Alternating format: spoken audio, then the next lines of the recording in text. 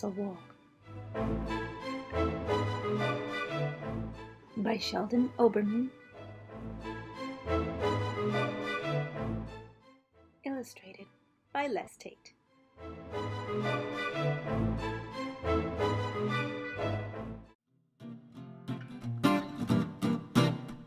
John Tommy Fiddick told everybody in his village about his garden where he worked hard every day.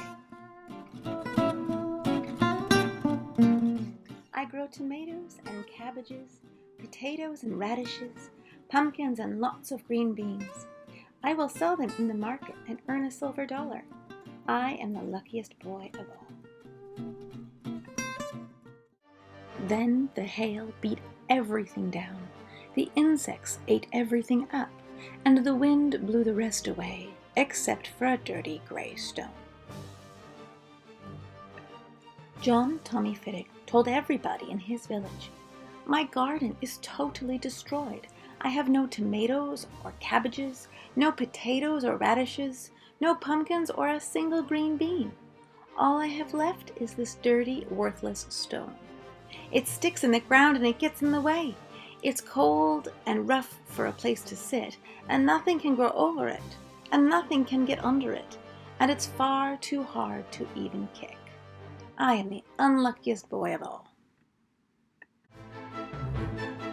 Then came news from Sir Henry M. Pellet, who owned all the lights in the streets of the city, who owned Casaloma, the great castle on the hill. He was building a wall around Casaloma. He wanted big stones that were colored dull black, dull red, or brown, dull green, or gray. He would pay a silver dollar for each one. John pushed and he pulled, he lifted and shoved, he rolled his stone into a cart. He said, "I'll get $1 for this dirty, worthless stone. I am the luckiest boy of all." Some people hauled their stones from the country with a tractor. Some people brought their stones to the city on a train. Some towed them on a barge that floated through canal waves. Some shipped their stones across the lake on boats with canvas sails.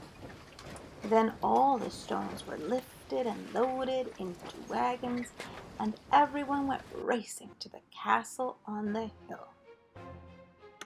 John had to work far harder than them. He had to pull and to push and to shove, but his stone was so heavy and his cart was so old that they all passed by him in a rush.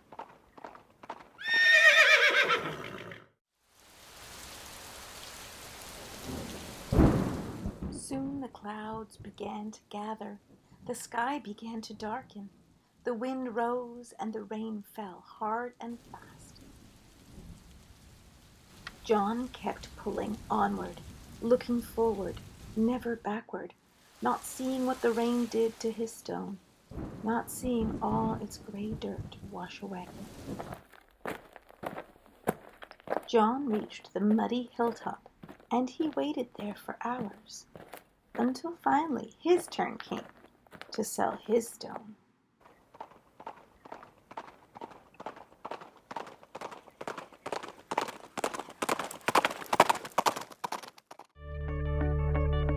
The master of the wall looked closely at the stone. He shook his head.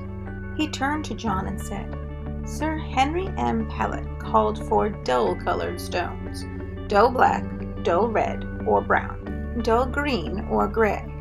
Your stone is all bright white. Sir Pellet will not want it. I cannot buy it from you for his wall."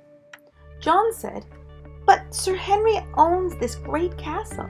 He owns all the lights in the streets of the city. All that I own is this one white stone, and I hauled it up the hill for him." The builders of the wall, the drivers of the wagons, the servants of the castle all said, "John Tommy Fiddick, your white stone is worthless. You are the unluckiest boy of all." John left them and he rested in the garden of the castle, full of fountains and flowers and birds. There he saw a man who whistled as he planted young red roses and hummed as he pulled out all the weeds. John told him, "I once grew a vegetable garden, but the only thing it gave me was this stone. I'm too tired to return it. You can have it if you'll use it. I just don't want to see it thrown away." The man asked John, "Why do you care about a stone?" John answered, "At first I thought it was a worthless thing, until I dug it up and pushed it up and hauled it to the hilltop and stood with it for hours in the mud.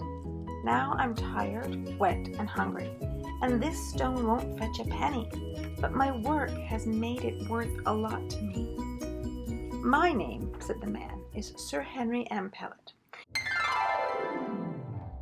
and I've cared for my garden just like you. I will buy your great white stone, and I will put it in my wall, because your work has made it worth a lot to me." Sir Henry showed John through every part of his great castle. He let John ride in his electric car. Then he gave John Tommy Fiddick a shining silver dollar, and he said, "Please come and help me in my English flower garden. You will like the work, and I will pay you well."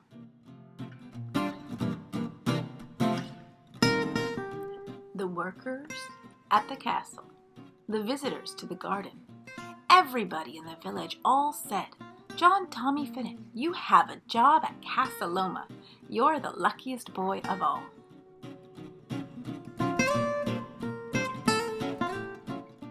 "I've been lucky and unlucky," said John Tommy Fiddick, "but I've earned a silver dollar all the same, and I brought Sir Henry Pellet a great white stone for Casa Loma, a stone that's worth a lot to him and to me."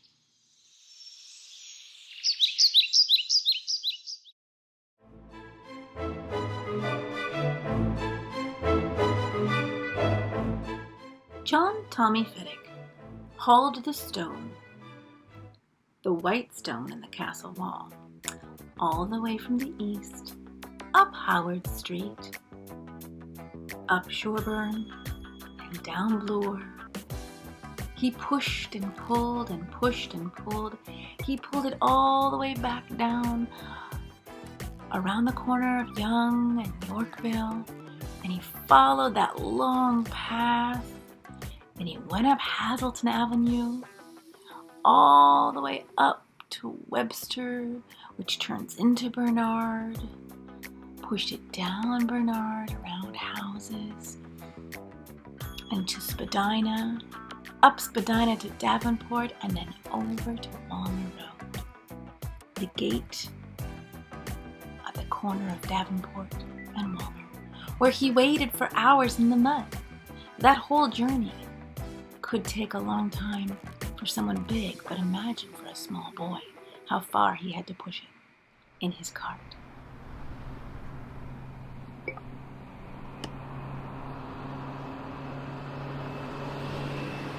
The streetcar tracks on Spadina Road looked quite different. At the time, the trolleys were pulled by horses, and now our streetcars look like this. This is also Spadina. In this part of the story, they're going north towards the castle, under the train bridge.